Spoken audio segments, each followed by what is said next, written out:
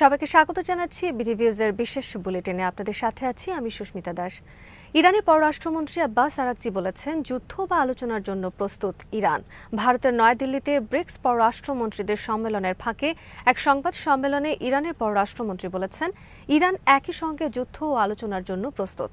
তিনি জানান, বর্তমানে ইরান এক ধরনের অস্থির যুদ্ধবিরতির অবস্থায় রয়েছে, তবে তেহরান কূটনীতিকে একটি সুযোগ দিতে চায়। আরাকচি বলেন, আমরা আগ্রাসী হামলার বিরুদ্ধে প্রতিরোধ গড়ে তুলেছি, নিষেধাজ্ঞার বিরুদ্ধেও প্রতিরোধ চালিয়ে যাচ্ছে। তবে তিনি যুক্তরাষ্ট্রের প্রতি গভীর অবিশ্বাস প্রকাশ করে বলেন, ওয়াশিংটনের বার্তাগুলো পরস্পর বিরোধী। একদিনের বার্তা আরেক দিনের সঙ্গে মেলে না, কখনো একই দিনে একাধিক ভিন্ন বার্তা আসে, মন্তব্য করেন তিনি। ইরানি পররাষ্ট্রমন্ত্রী অভিযোগ করেন, কিছু যুদ্ধপন্থী গোষ্ঠী কূটনৈতিক প্রচেষ্টা ব্যর্থ করে যুক্তরাষ্ট্রকে নতুন যুদ্ধে জড়াতে চাইছে। তিনি আশা প্রকাশ করেন, শেষ পর্যন্ত কূটনীতি বিজয়ী হবে। পারমাণবিক ইস্যুতে আরাকচি পুনর্ব্যক্ত করেন, ইরান কখনো পারমাণবিক অস্ত্র তৈরি করতে চায়নি এবং ভবিষ্যতেও চায় না। তার ভাষায়, ইরানের পারমাণবিক কর্মসূচি পুরোপুরি শান্তিপূর্ণ এবং এটি শান্তিপূর্ণ থাকবে, এ নিশ্চয়তা দিতেও আমরা প্রস্তুত। হরমুজ প্রণালী নিয়ে তিনি বলেন, প্রণালী এখন খোলা রয়েছে, তবে যেসব দেশ ইরানের বিরুদ্ধে যুদ্ধে অংশ নিয়েছে তাদের জন্য বিশেষ সমন্বয় প্রয়োজন। যে কোনো জাহাজ চলাচলের আগে আমাদের সঙ্গে সমন্বয় করবে, আমরা তাদের নিরাপদ পথ নির্দেশনা দেব, বলেন তিনি। পাকিস্তানের মধ্যস্থতায় চলমান আলোচনা প্রসঙ্গে আরাকচি জানান, আলোচনা এখনও পুরোপুরি বন্ধ হয়নি, কিন্তু যুক্তরাষ্ট্রের সর্বোচ্চ চাপ নীতির কারণে অগ্রগতি খুব ধীর। তিনি বলেন, আমরা ন্যায্য ও ভারসাম্যপূর্ণ চুক্তির বাইরে কিছু মেনে নেব না। সর্বশেষ তিনি সতর্ক করে বলেন, আমরা দুই পরিস্থিতির জন্যই প্রস্তুত, হয়তো আবার যুদ্ধক্ষেত্রে ফিরব, নয়তো আলোচনার টেবিলে। সিদ্ধান্ত এখন অপরপক্ষের। ইরানের প্রেসিডেন্ট মাসুদ পেজিশকিয়ান বিশ্ব নেতাদের প্রতি যুক্তরাষ্ট্রের অবৈধ দাবি মোকাবেলার আহ্বান জানিয়ে পোপ লিও চতুর্দশকে একটি চিঠি পাঠিয়েছেন। চিঠিতে তিনি দাবি করেন, 2026 সালের 28 ফেব্রুয়ারি শুরু হওয়া যুক্তরাষ্ট্র ইসরায়েলের হামলায় আয়াতুল্লাহ খামেনি, শীর্ষ রাজনৈতিক এবং সামরিক কর্মকর্তা সহ 3468 জন নাগরিক নিহত হয়েছেন।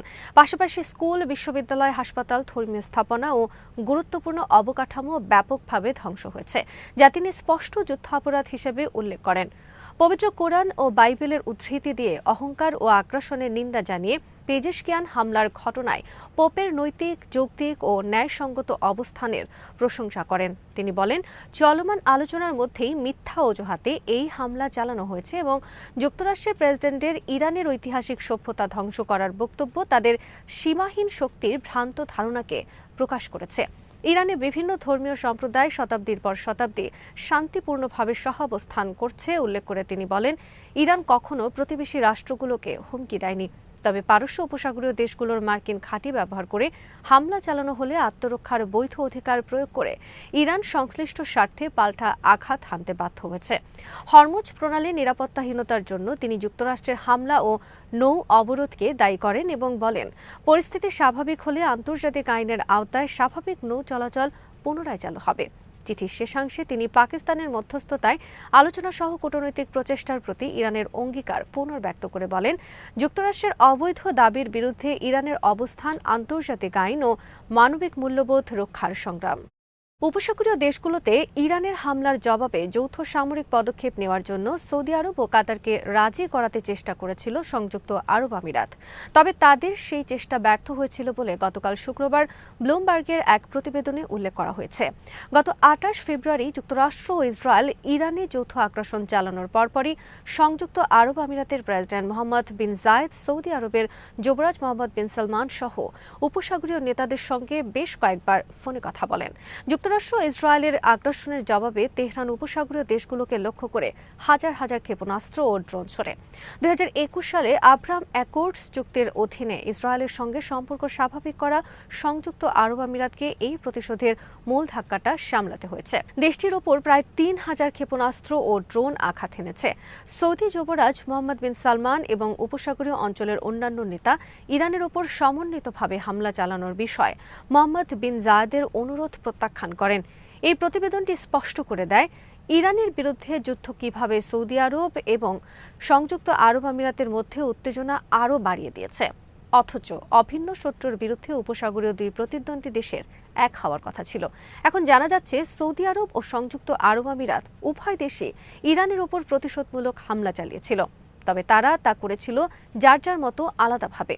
বিশ্লেষকদের মতে সৌদি আরবের হামলাগুলো ছিল নিয়ন্ত্রিত এবং দেশটি দ্রুতই তার মিত্র পাকিস্তানের মধ্যস্থতার প্রচেষ্টাকে সমর্থন করার দিকে মনোযোগ দেয়। 2 দিনের ঐতিহাসিক সফর শেষে চীন ছেড়েছেন যুক্তরাষ্ট্রের প্রেসিডেন্ট ডোনাল্ড ট্রাম্প। সফরে তিনি কয়েকটি বিস্তৃত বাণিজ্য চুক্তির কথা উল্লেখ করলেও তাইওয়ান বা ইরান যুদ্ধের মতো গুরুত্বপূর্ণ বিষয়ে তেমন কোনো অগ্রগতির ইঙ্গিত দেননি। দ্বিতীয় মেয়াদে ক্ষমতায় আসার পর এটা ছিল ট্রাম্পের প্রথম চীন সফর। সফর জুড়ে ছিল জাঁকজমকপূর্ণ নানা আয়োজন। সফর শেষে উভয় পক্ষই এটিকে সফল বলে বর্ণনা করেছে, যদিও কি বিষয় সমঝোতা হয়েছে সে ব্যাপারে তাদের বক্তব্যে পার্থক্য ছিল। চীন ছাড়ার সময় এয়ারফোর্স ওয়ানে সাংবাদিকদের সঙ্গে কথা বলতে গিয়ে ট্রাম্প বলেন তাইওয়ান নিয়ে তিনি এবং শি আলোচনা করেছেন। চীনের প্রেসিডেন্ট তাকে বলেছেন তিনি স্বশাসিত দ্বীপটির স্বাধীনতার বিরোধিতা করেন এবং বেইজিং দ্বীপটিকে নিজের অংশ বলে দাবি করে। ট্রাম্প বলেন, আমি তার কথা শুনেছি, আমি এ বিষয়ে কোনো মন্তব্য করিনি, আমি কোনো পক্ষ নিয়ে কোনো প্রতিশ্রুতি দেইনি। গত বৃহস্পতিবার ট্রাম্পকে স্বাগত জানানোর কিছুক্ষণ পরই শি বলেছিলেন তাইওয়ান হল চীন যুক্তরাষ্ট্র সম্পর্কের সবচেয়ে গুরুত্বপূর্ণ ইস্যু। শি আরও বলেন, এটি সঠিকভাবে পরিচালনা করা না হলে দুই দেশ মুখোমুখি সংঘাতে জড়িয়ে পড়তে পারে, এমনকি সরাসরি সংঘর্ষেও যেতে পারে, যা পুরো চীন যুক্তরাষ্ট্র সম্পর্ককে অত্যন্ত বিপজ্জনক পরিস্থিতির দিকে ঠেলে দেবে। যুক্তরাষ্ট্রের পররাষ্ট্র দপ্তর ঘোষণা দিয়েছে যে লেবানন ও ইসরায়েলি দখলদার বাহিনীর মধ্যে চলমান যুদ্ধবিরতি আরও ৪৫ দিনের জন্য বাড়ানো হয়েছে। ওয়াশিংটনে অনুষ্ঠিত তৃতীয় দফার সরাসরি আলোচনার পর এই সিদ্ধান্ত আসে। তবে একই সময় দক্ষিণ লেবাননে ইসরায়েলের ধারাবাহিক বিমান হামলা, হত্যাকাণ্ড, ড্রোন আক্রমণ এবং সীমান্ত লঙ্ঘনের ঘটনা অব্যাহত থাকায় পুরো পরিস্থিতি নতুন করে উত্তেজনা সৃষ্টি করেছে। মার্কিন পররাষ্ট্র দপ্তরের বিবৃতিতে বলা হয়, লেবানন ও ইসরায়েল দীর্ঘমেয়াদী শান্তি প্রতিষ্ঠা এবং পারস্পরিক সার্বভৌমত্ব ও ভৌগোলিক অখণ্ডতার স্বীকৃতি বিষয়ে একটি আলোচনামূলক কাঠামোয় সম্মত হয়েছে। ওয়াশিংটন আরও জানিয়েছে, আগামী 2 ও 3 জুন রাজনৈতিক আলোচনা পুনরায় শুরু হবে এবং 29 মে পেন্টাগনে দুই পক্ষের সামরিক প্রতিনিধিদের অংশগ্রহণে পৃথক নিরাপত্তা বৈঠক অনুষ্ঠিত হবে। যুক্তরাষ্ট্র দাবি করেছে এই নিরাপত্তা সংলাপের উদ্দেশ্য হল দুই পক্ষের মধ্যে যোগাযোগ ও সমন্বয় বৃদ্ধি করা। অন্যদিকে লেবাননের প্রতিনিধি দল আলোচনাকে গুরুত্বপূর্ণ কূটনৈতিক অগ্রগতি হিসেবে বর্ণনা করেছে। তারা বলেছে, যুদ্ধবিরতির মেয়াদ বাড়ানো সাধারণ মানুষের জন্য কিছুটা স্বস্তি এনে দেবে এবং দীর্ঘমেয়াদী স্থিতিশীলতার পথ তৈরি করতে সহায়তা করবে। লেবানন জোর দিয়ে বলেছে, দেশের সার্বভৌম কর্তৃত্ব শুধুমাত্র লেবাননের সেনাবাহিনীর হাতেই থাকতে হবে এবং বাস্তুচ্যুত নাগরিকদের প্রত্যাবর্তন, পুনর্গঠন ও বন্দীদের ফিরিয়ে আনা তাদের প্রধান অগ্রাধিকার।